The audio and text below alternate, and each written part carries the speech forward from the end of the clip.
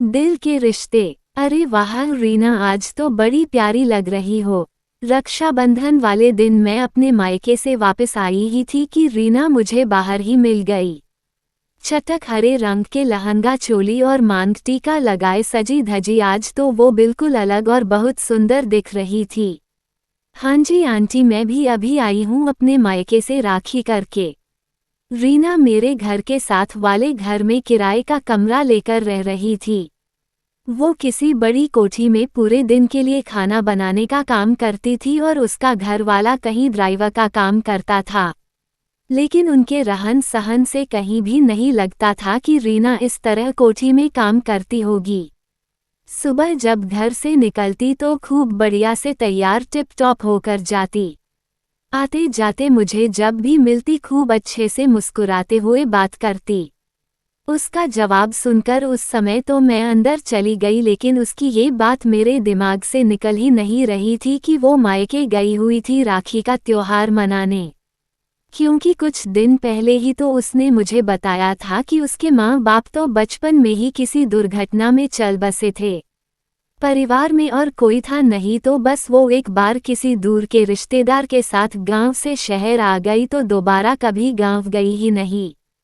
तो फिर आज अचानक से इसने ये क्यों बोला कि वो मायके गई थी भाइयों को राखी बांधने।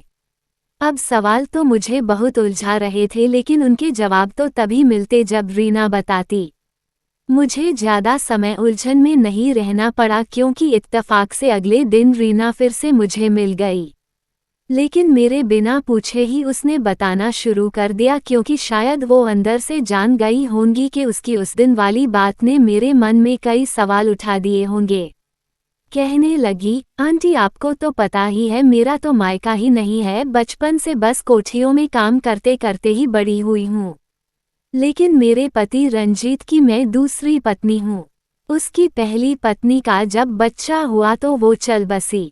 फिर रंजीत की शादी मेरे साथ हुई। रंजीत ने क्योंकि बच्चे की देखभाल के लिए जल्दी शादी की थी, तो तब तक उसका बेटा उसकी पहली पत्नी के मायके वालों के पास था। रंजीत ने उन्हें शादी में बच्चे के साथ बुलाया था। उन्होंने वहां आकर बच्चा तो मुझे सौंपा ही, साथ ही जब उन्होंने देखा कि मेरा मायके का कोई भी नहीं है तो उन्होंने मुझे अपनी बेटी मानकर मेरा कन्यादान भी किया। इस तरह बच्चे को मां मिल गई, मुझे मायका मिल गया और उनको बेटी मिल गई, और अब वो मुझे अपनी बेटी की तरह ही मान देते हैं और हर तीज त्योहार पर मुझे मायके का हर नेक वहीं से आता है। और मैं उसकी बातें सुनकर सोच में पड़ी थी कि आज ऐसे वक्त में जब अपने ही अपनों को नहीं पूछते, तब भी इस दुनिया में ऐसे बड़े दिल वाले लोग मौजूद हैं जो सही मायनों में जानते हैं कि रिश्ते बनाना और उन्हें दिल से निभाना क्या होता है। मौलिक एवं स्वलिखित कहानी अच्छी लगी हो तो शेयर जरूर करें, सब्सक्राइब करना ना भूलें। धन्यवाद।